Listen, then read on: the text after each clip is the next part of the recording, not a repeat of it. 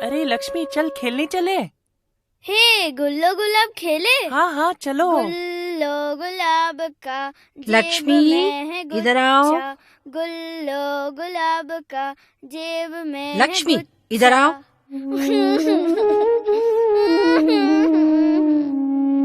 लक्ष्मी, तुम अब बड़ी हो गई। कितनी बार मना किया है कि बाहर मत खेलना, वो भी लड़कों के साथ। क्यों माँ? बड़ी होने का क्या मतलब है? तुम सवाल बहुत पूछती हो। चुपचाप उस कोने में जाके बैठो।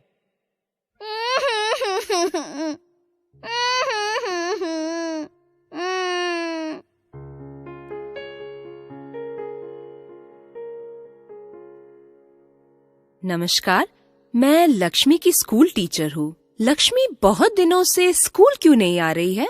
लक्ष्मी की तबीयत ठीक नहीं है। क्यों? क्या हुआ उसे? मैडम, हमारी लक्ष्मी अब बड़ी हो गई है। उसे हम स्कूल कैसे भेजे? अरे इतनी सी बात, ये तो अच्छी खबर है। लक्ष्मी पढ़ाई में तेज है और अच्छी छात्रा भी है। इस कारण से उसकी पढ़ाई रोकना ठीक नहीं है। माहवारी के बारे में जानकारी देने के लिए कल हमारे स्कूल में आशा दीदी आने वाली है। कल आप लक्ष्मी को लेकर जरूर आना। ठीक है मैडम, हम आएंगे।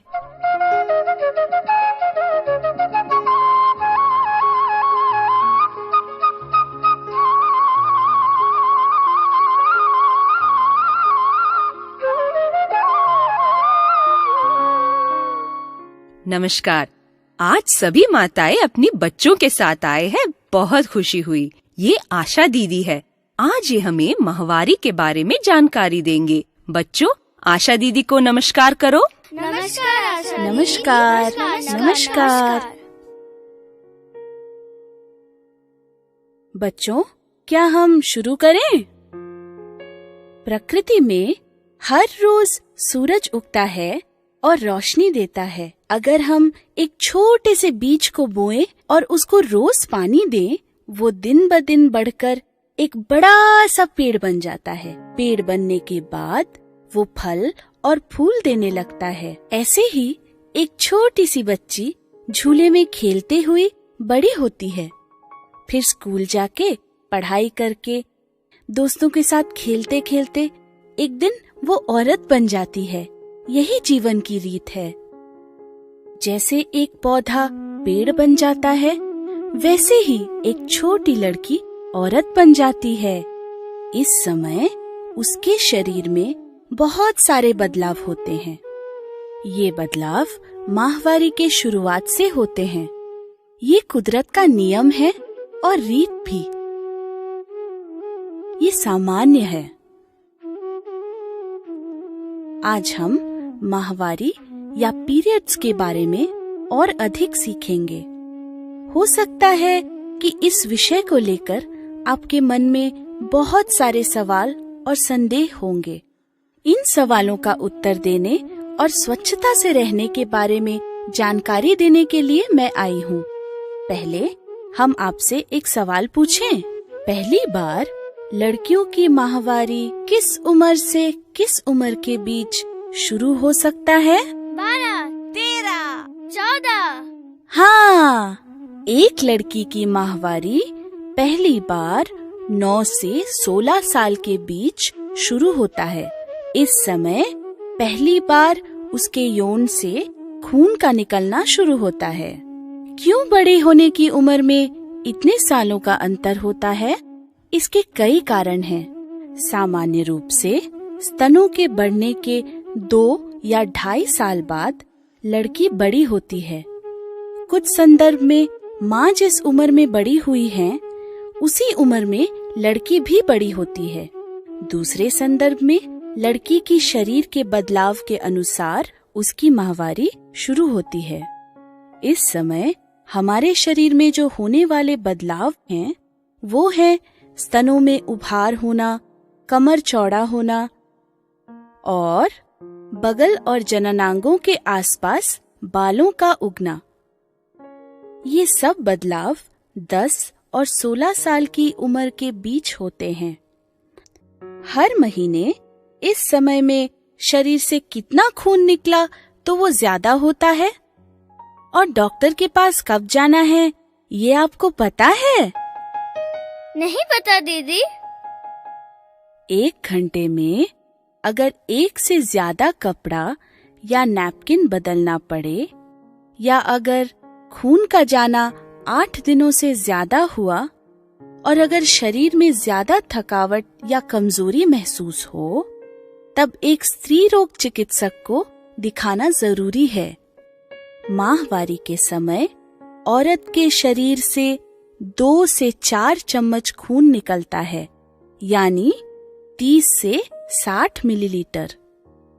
आशा दीदी, मेरी बेटी का माहवारी 3-4 महीने पहले हुआ था, उसके बाद हुआ ही नहीं। क्या कारण हो सकता है? क्या कोई समस्या है उसको? नहीं, इसमें कोई चिंता वाली बात नहीं है।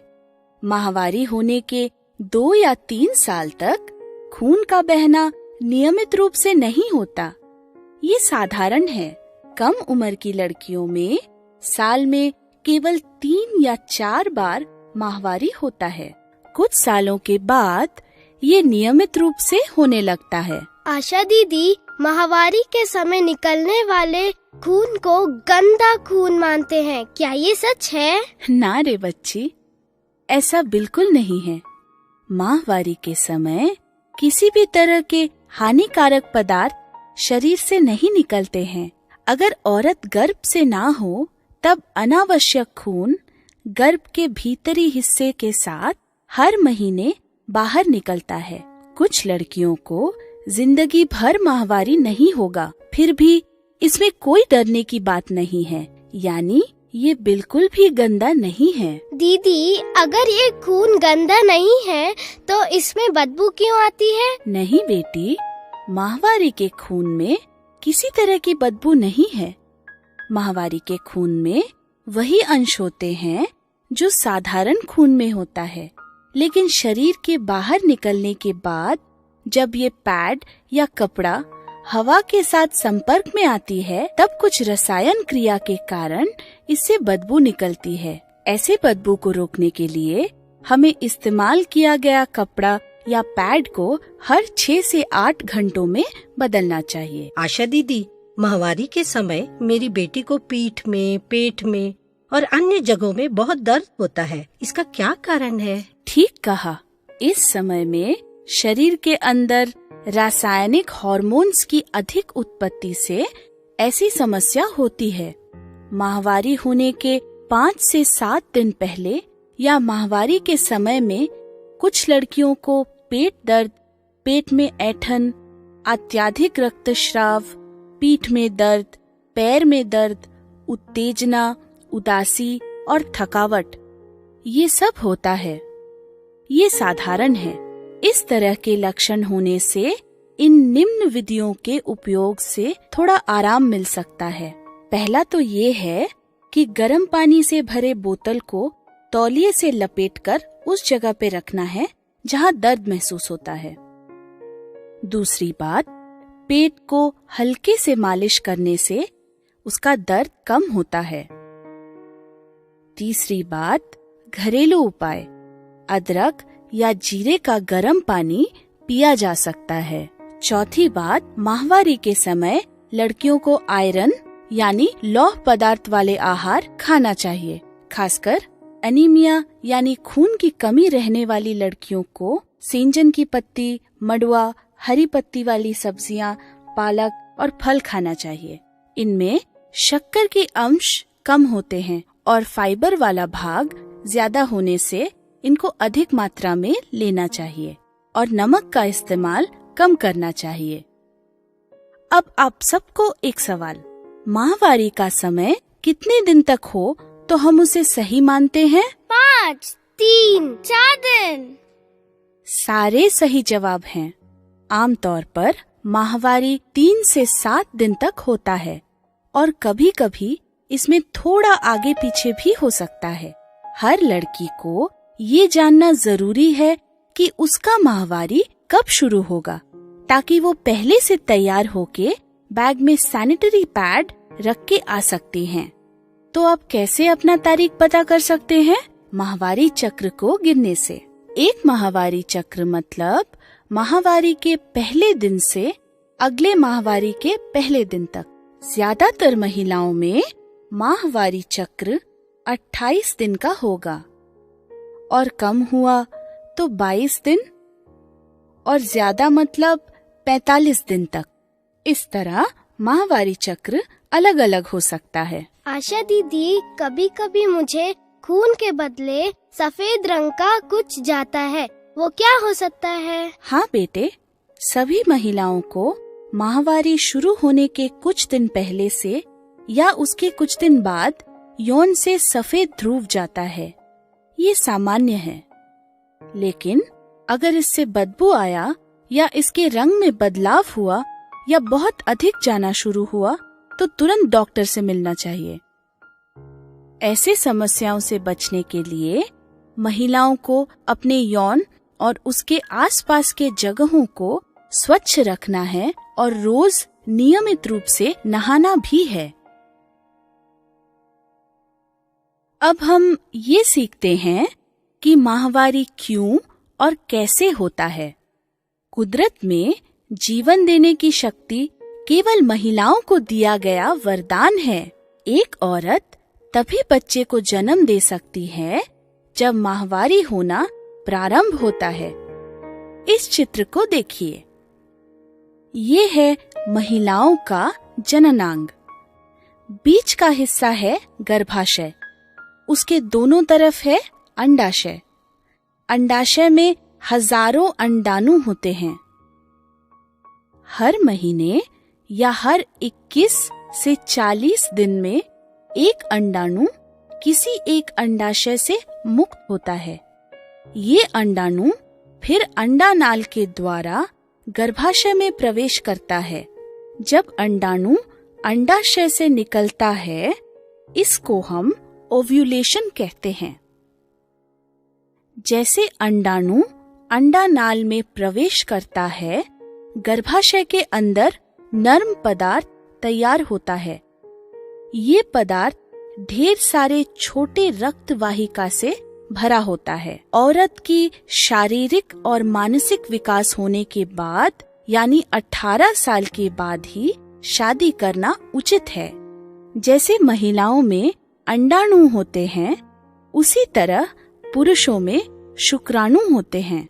जब महिला और पुरुष के बीच लैंगिक संबंध होता है, तब महिला का अंडाणु और पुरुष का शुक्राणु एक साथ जुट जाते हैं और गर्भाशय में बच्चा होने की प्रक्रिया शुरू होती है। गर्भाशय का भीतरी हिस्सा बच्चे के विकास के लिए पोषक तत्वों से भरा होता है। लेकिन अगर अंडाणु का जुटना शुक्राणु के साथ नहीं हुआ, तो गर्भाशय में भरा पदार्थ यौन के द्वारा खून के रूप में बाहर निकलता है। इसी खून को हम माहवारी कहते हैं और इस प्रक्रिया को हम माहवारी चक्र कहते हैं। आशा दीदी, पीरियड्स के समय हमें कपड़ा इस्तेमाल करना है या पैड? इनमें से कोई भी इस्तेमाल कर सकते हो। कपड़ा भी इस्तेमाल कर सकते हो या पैड भी, लेकिन पहले कपड़े को स्वच्छता से इस्तेमाल करने के बारे में हम सीखेंगे। एक सूती कपड़े को अनेक बार मोड़कर अंतर वस्त्र में रखना है या फिर कमर में बांध के गुप्तांग के ऊपर इस कपड़े को लपेटना है। अधिक खून के बहने से इस कपड़े को दिन में 3 या 4 बार बदलना है। अगर खून का बहना कम हुआ तो भी इस कपड़े को 8 घंटों में एक बार जरूर बदलना चाहिए, नहीं तो कीटाणु से बीमारी हो सकती है। इस कपड़े को कैसे धो के स्वच्छ रखना है, ये मैं बताऊंगी। इस कपड़े को खासकर गर्म पानी और साबुन से धोना है और धूप में ही सुखाना है। आमतौर पे महिलाएं इस कपड़े को धो के फिर से इस्तेमाल करती हैं। लेकिन इस कपड़े को कम पानी से धोना या फिर बिना साबुन के धोना और धूप में नहीं सुखाने से कीटाणु से बीमारी और चर्म रोग हो सकता है। आपके इस्तेमाल किए गए कपड़े को आपके अलावा किसी और को नहीं पहनना चाहिए। 2-3 महीनों में एक बार इस कपड़े को फेंकना है और नए कपड़े को इस्तेमाल करना है। स्कूल और कॉलेज जाने वाली लड़कियों को कपड़ा इस्तेमाल करना मुश्किल लगता है और कपड़े को बिना बदले सुबह से शाम तक रहना कठिन हो जाता है और ये स्वच्छ भी नहीं रहता। इस कारण से स्कूल या कॉलेज जाने वाली लड़कियों को सैनिटरी पैड इस्तेमाल करना आसान लगता है। ऐसे सैनिटरी नैपकिन को सिर्फ एक बार इस्तेमाल करना है और उसके बाद इसको फेंकना है। सैनिटरी पैड में 3 भाग होते हैं। नीचे का भाग अंतर्वस्त्र से अटके रहता है, ये प्लास्टिक से बना है। बीच का भाग खून को खींच लेती है और इससे खून बाहर नहीं निकलेगा। सैनिटरी पैड के ऊपर का भाग चर्म को स्पर्श करता है और त्वचा को सूखा रखने में मदद करता है। इस पैड को कैसे इस्तेमाल करते हैं ये मैं बताऊंगी। पैड के पीछे के कागज को निकाल के उसे अंतर्वस्त्र में चिपकाना है। एक पैड को केवल 6 से 8 घंटों तक ही इस्तेमाल करना है। इसके बाद उसे बदलना होगा। आशा दीदी, इस्तेमाल किए गए सैनिटरी पैड को कहाँ फेंकना है? ये तो बहुत अच्छा सवाल किया तुमने। इस्तेमाल किए गए सैनिटरी पैड को एक कागज में लपेटकर कचरे के डब्बे में फेंकना चाहिए। उस डब्बे को वैसे भी घर से रोज बाहर ही डालते हैं ना। गांव में इस्तेमाल किए गए पैड को जमीन में गाड़कर उसके ऊपर मिट्टी डाल सकते हैं। किसी भी कारण से पैड को पानी में, नाले में या शौचालय में नहीं फेंकना। पैड में रहने वाली प्लास्टिक पानी में नहीं पिघलता और उसमें रहने वाली रुई मोटा होके शौचालय के नाले में अटक जाएगा। एक बात शिक्षकों को ध्यान में रखना है, पैड को फेंकने के लिए शौचालय में कचरे का डब्बा और पुराने अखबार ये दोनों रखने बहुत जरूरी हैं। अब हम माहवारी के समय में स्वच्छता के बारे में सीखेंगे। माहवारी के समय में लड़कियों को अपनी यौन और उसके आसपास के जगहों को हमेशा स्वच्छ रखना चाहिए, नहीं तो बीमारियां, खुजली, जलन और बदबू भी हो सकते हैं। मूत्र विसर्जन, मल विसर्जन और कपड़ा या पैड को बदलने के बाद हमेशा अपने हाथों को ठीक से धोना है। मल विसर्जन के बाद हमेशा अपने गुप्तांग को आगे से लेकर पीछे की तरफ धोना है। इससे हम कीटाणु वाले बीमारियों को रोक सकते हैं। दिन में 3-4 बार पैड या कपड़े को बदलते रहना चाहिए ताकि बदबू और बीमारियां नहीं हों। इस्तेमाल किए गए पैड को एक कागज से अच्छे से लपेटकर ही फेंकना चाहिए। कपड़े को और अंतर्वस्त्र को बार बार बदलते रहना चाहिए। साबुन या साबुन के पाउडर को इस्तेमाल करके गर्म पानी में अच्छे से धोना चाहिए। कीटाणु के बीमारियों को रोकने के लिए उसे धूप में खुली जगह पे सुखाएं। ये कोई और ना देखे, इसलिए इसे कोने में या फिर घर के अंदर सुखाना गलत। खून के दाग से भरा कपड़ा जब जांघ के भीतरी हिस्से को स्पर्श करता है तब खुजली हो सकती है। कभी कभी इससे चलना मुश्किल हो जाता है। अगर ऐसा हुआ तो क्रीम, तेल या पाउडर को चर्म के ऊपर डाल सकते हैं। सभी लड़कियों को 2 से ज्यादा अंतर्वस्त्र इस्तेमाल करना चाहिए। सिर्फ सूखा हुआ अंतर्वस्त्र ही इस्तेमाल करो, नहीं तो खुजली, बदबू और कीटाणु सब कुछ आ सकते हैं। आखिर में आपके शरीर की देखभाल करना आपकी जिम्मेदारी है। ठीक से खाना और रोज व्यायाम करना चाहिए। अगर आपको तकलीफ ना हो तो माहवारी के समय में खेलना, कूदना, दौड़ना या साइकिल चलाना रोकने की जरूरत नहीं है। आप जो कोई भी काम करोगे इस समय में ये ध्यान में रखना है कि उससे आपके स्वास्थ्य और स्वच्छता में दिक्कत नहीं हो। माहवारी होना बिल्कुल भी बुरा नहीं है। ये अशुद्ध या गंदा भी नहीं है। ये तो बच्चे को जन्म देने के लिए हर औरत में होने वाली नैसर्गिक क्रिया है। आशा करती हूँ कि आप सबको माहवारी के बारे में जो सवाल और संदेह थे उसका ठीक ठीक उत्तर मिला है ना? जी दीदी। हाँ दीदी। सबको धन्यवाद। नमस्कार। नमस्कार दीदी। नमस्कार।